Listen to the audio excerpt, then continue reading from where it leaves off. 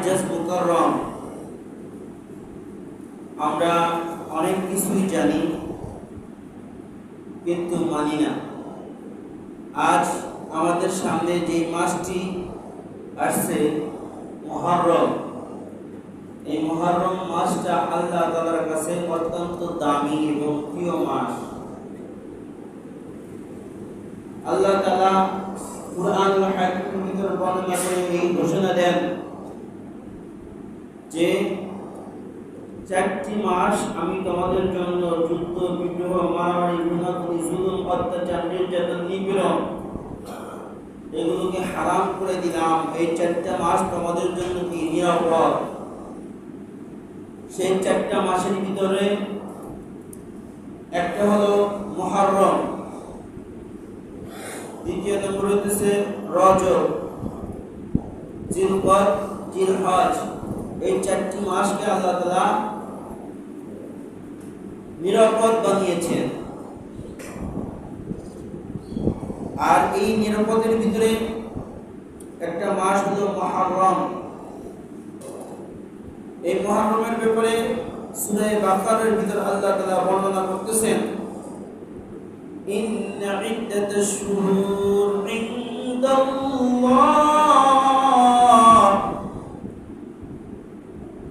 12 শাহরান ফি কিতাবিল্লাহ।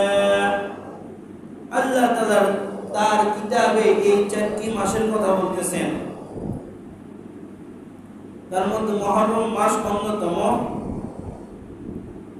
ইয়াউমা খালাকাস সামাওয়াতি ওয়াল আরদা মিনহা আরবা'তুন হুরুম। আল্লাহ তাআলা সেই মুহররমের দিনে আসমান এবং জমিন এবং তার মধ্যে যা কিছু আছে সৃষ্টি করেছেন এবং এর ভিতরে এই মাসটাকে কি হারাম করেছেন। যালিকা দ্বীনুল কাইয়্যুম ফালা তাযলামু মিনহুন্না আনফুসাহুম ওয়া কাতিলুল মুশরিকিনা কাফাতান কামা ইয়াকাতিলুনাকুম কাফা ওয়া'লামু। আল্লাহ তাআলা বলতেছেন যে এই মাসে জুলুম, নির্যাতন, নিপীড়ন এগুলো করা যাবে না, এগুলো থেকে বিরত থাকতে হবে। এই মুহররম মাসকে নিয়ে, মুহররম মাসকে ঘিরে অনেক ফজিলতপূর্ণ আমল রয়েছে এই মুহররম মাসে। এই আমলকে আবার কিছু কিছু ইহুদি খ্রিস্টানের চক্র এই মাসের আমলকে নিঃসাত করার ধান্দায় রয়েছে। শয়তানি কুমন্ত্রণায়, কুঘোষণার মাধ্যমে তারা ধোঁকা খেয়ে, বোকা হয়ে জাহান্নামের পথে হাঁটছে।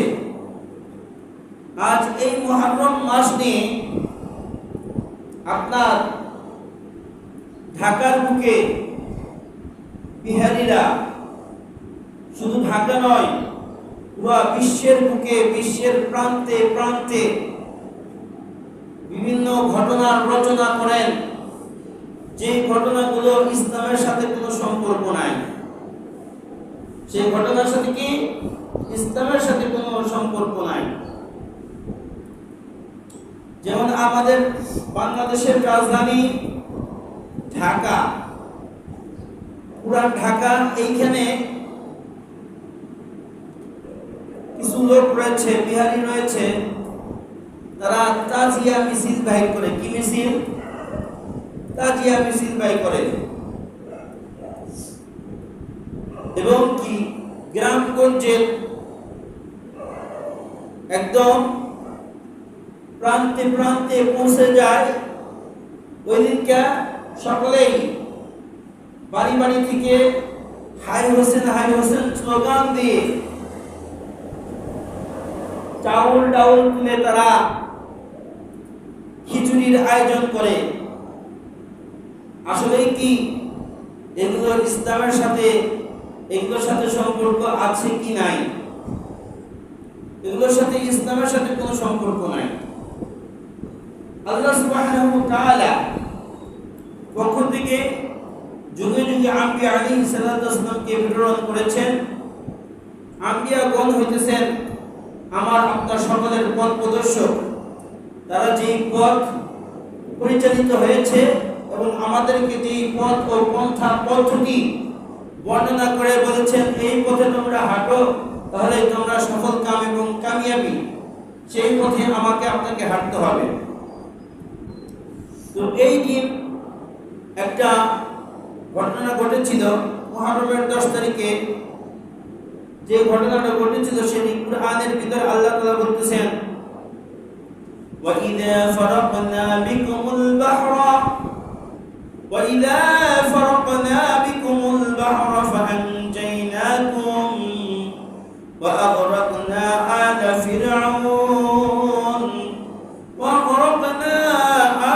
فِرْعَوْنَ وَأَنْتُمْ تَنْظُرُونَ।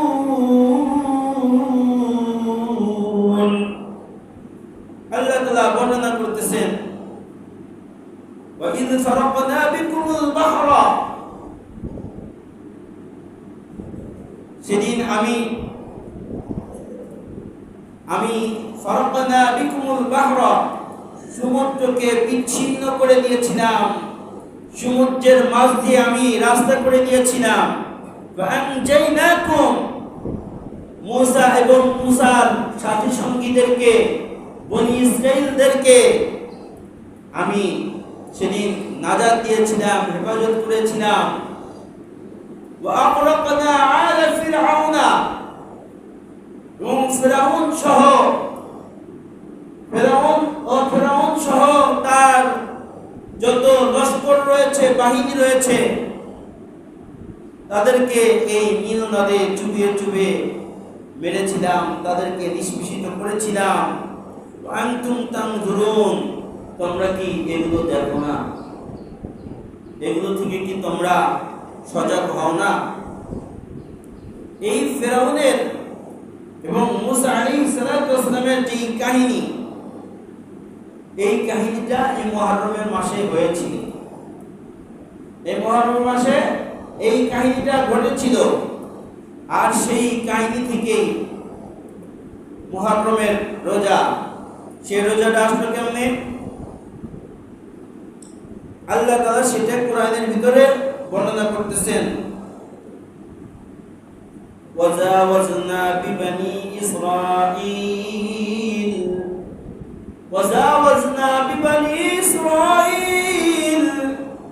إسرائيل البحر فأتبعهم فرعون وجنوده بغيا وعدوا حتى إذا أدركه الغرق قال آمنت أنه لا إله إلا الذي آمنت به بنو إسرائيل وأنا من المسلمين ألا أن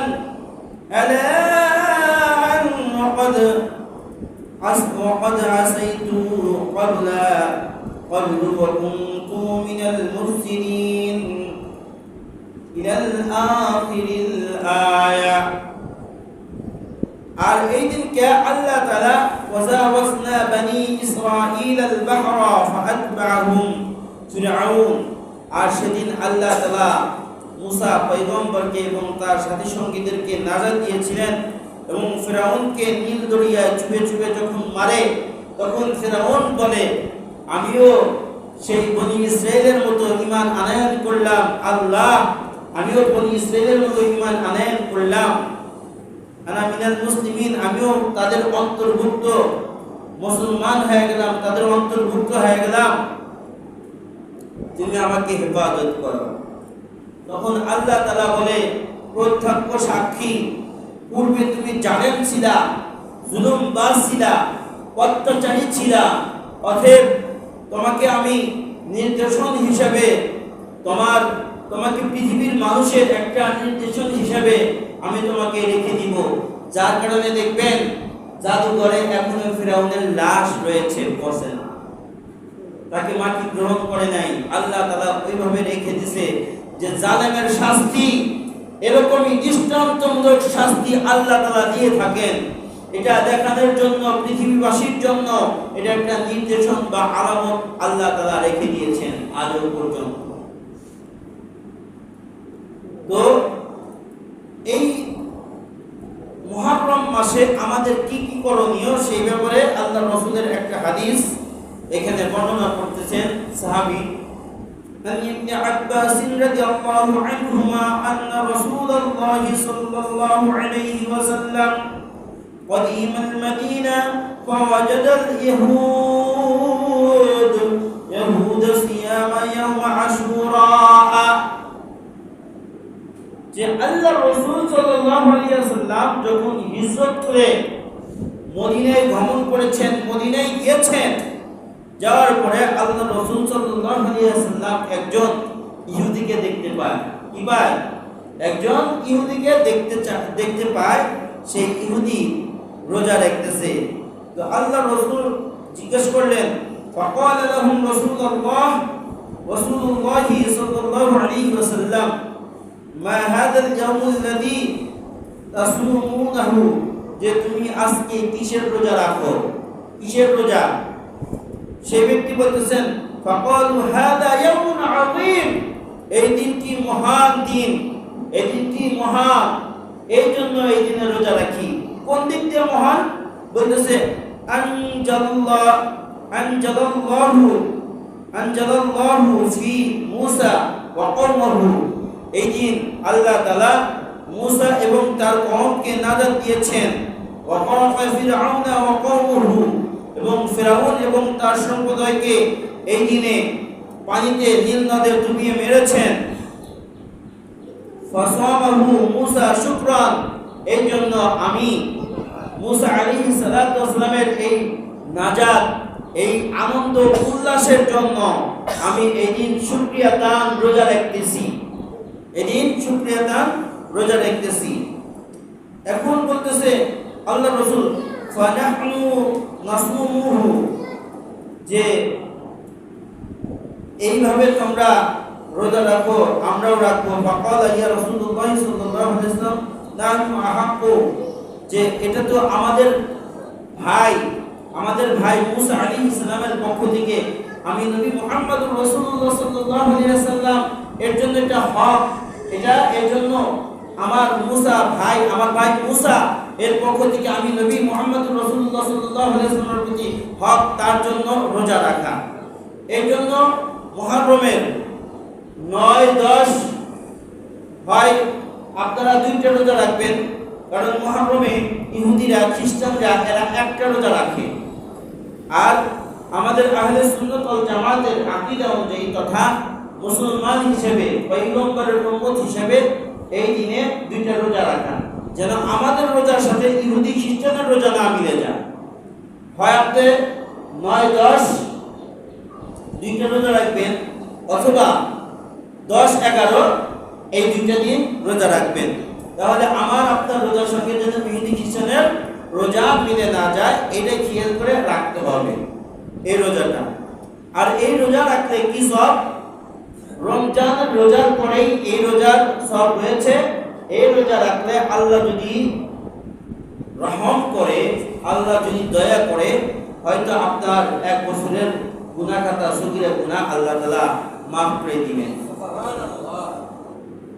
এই জন্য এই রোজা রাখা দরকার। তাহলে এই মুহররমের দিন ওই যে তাজিয়া মিছিল করে, নিজের গায়ে চাবুক মেরে, নিজের গায়ে ছুরি বল্লম দিয়ে আঘাত করে, হাসান হুসাইনের দরদ না দেখায়া, হাসান হুসাইনের যে দরদটা তারা দেখায়, এই দরদ আসলে ইসলামিক কোনো দরদ না, এটা তাদের এক শয়তানি দরদ।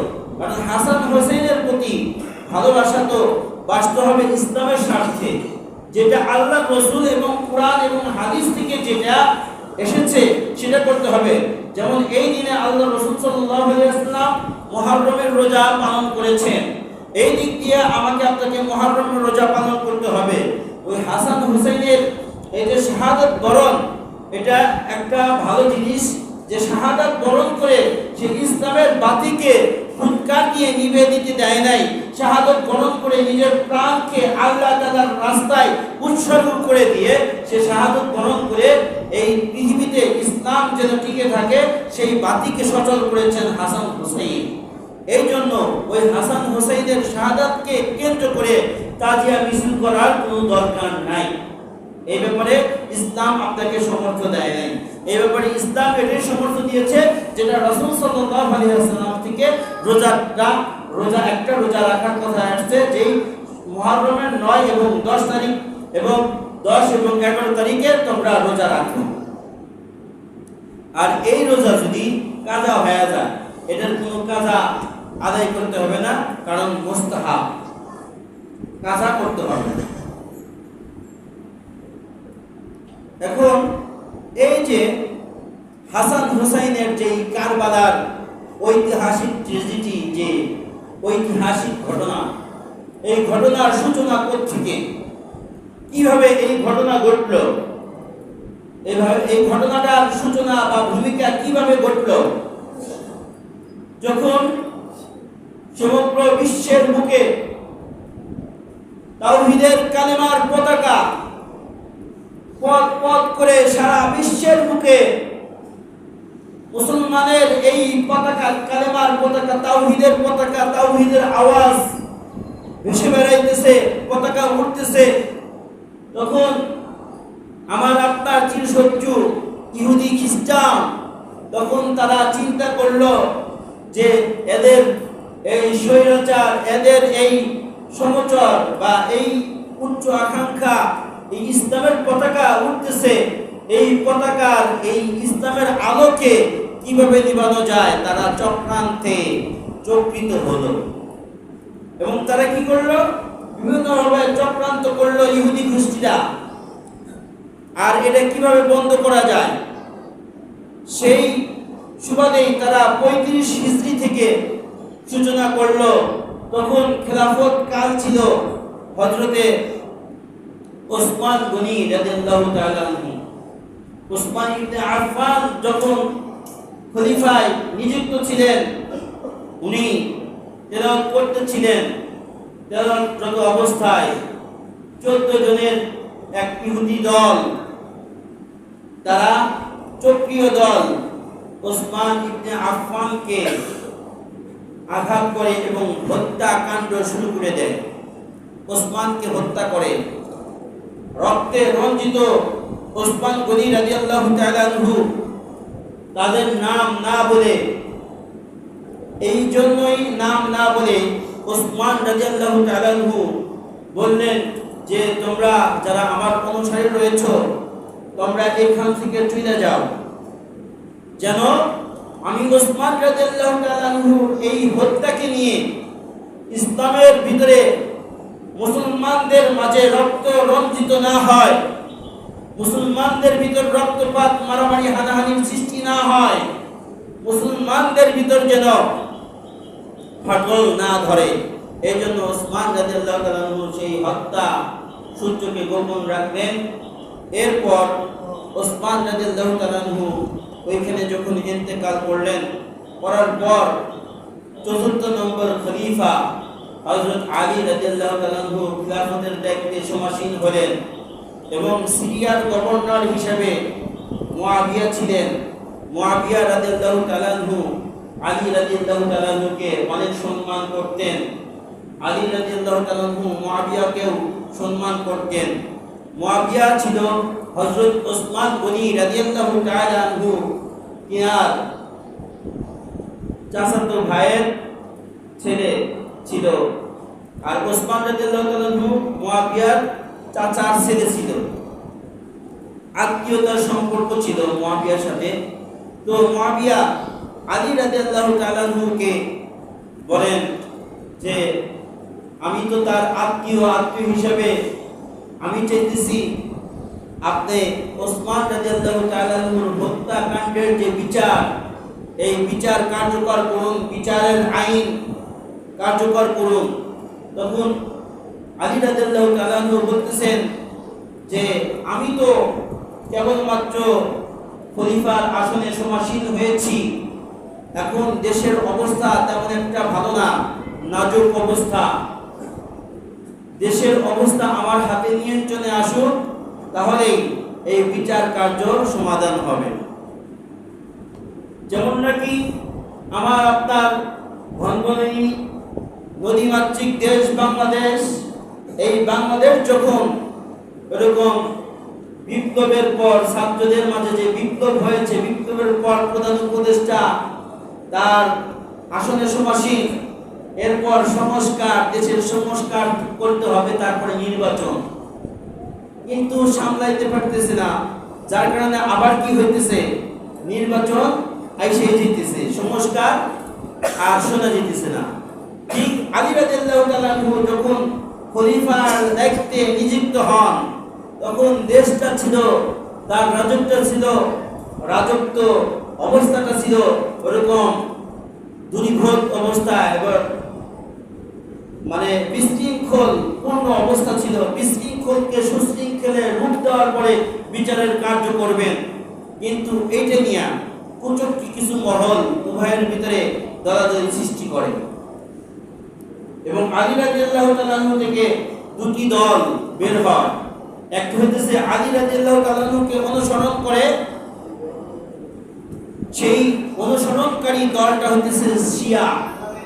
এই যে ইরানের যে গোষ্ঠী শিয়া গোষ্ঠী বা বিভিন্ন দেশে যে শিয়া গোষ্ঠী রয়েছে, এই শিয়া গোষ্ঠীর জন্ম ওই আলী রাদিয়াল্লাহু তাআলা আনহু এইখান থেকে পৃথিবীর বুকে দলাদলি ভুক্ত হয়, সূচনা শুরু হয়। এই দ্বিতীয় যে দলটা হেঁটে থেকে খারেজি দল, তাকে বলে খারেজি দল। এইখান থেকে দলাদলি হয়, আর এই দুই দলের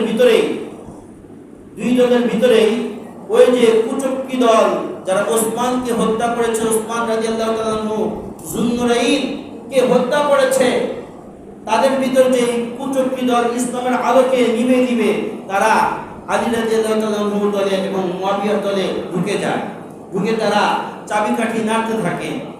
নাড়তে ওদিকে হযরত আলী রাদিয়াল্লাহু তাআলা আনহুকে যখন কি করা হয়, আলী রাদিয়াল্লাহু তাআলা আনহুর ইন্তেকাল হয়ে যাওয়ার পর আলীকে হত্যা করার জন্য তিনজন ব্যক্তি ষড়যন্ত্র করে ব্যর্থ হয়।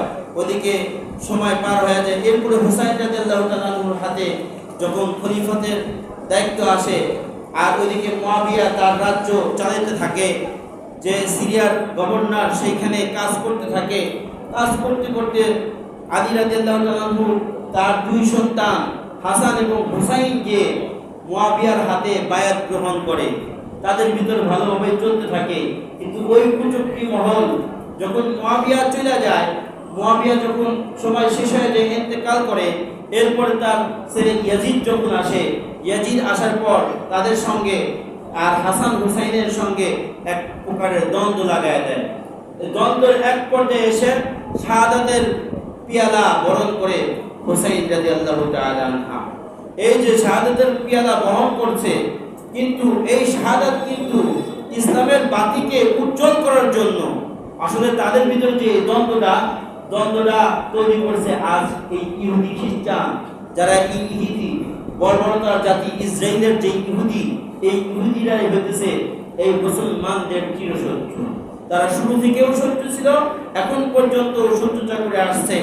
যদি দেখেন একবার সমুদ্রের ভিতর কালো কুচ্ছিত পানি, তার ভিতরে যদি দুইটা মাছ মারামারি করে, দেখবেন এইখানেও ইহুদি খ্রিস্টানের চাল রয়েছে। আজ এই যে মুসলমানদের ভিতর এত দলাদলি, এত দলমত তৈরি হয়েছে, এই সমস্ত কিছু ইহুদি খ্রিস্টানের চক্রান্ত। আর এই সমস্ত চক্রান্ত থেকে যদি আমরা বাঁচতে চাই, অবশ্যই আতিউল্লাহ আতিউর রাসূল, আল্লাহ এবং আল্লাহ রাসূলের যেই আনিত বিধান, এই বিধানকেই সর্বোচ্চে শিখরে রেখে, সর্বোৎকৃষ্ট জায়গায় রেখে, সেই স্থানে রেখে আমাকে আপনাকে মানতে হবে। বাইরে যদি চলতে পারি, তাহলে মুসলমানি জিন্দেগি যাপন করে পৃথিবী থেকে বিদায় নিতে পারবো।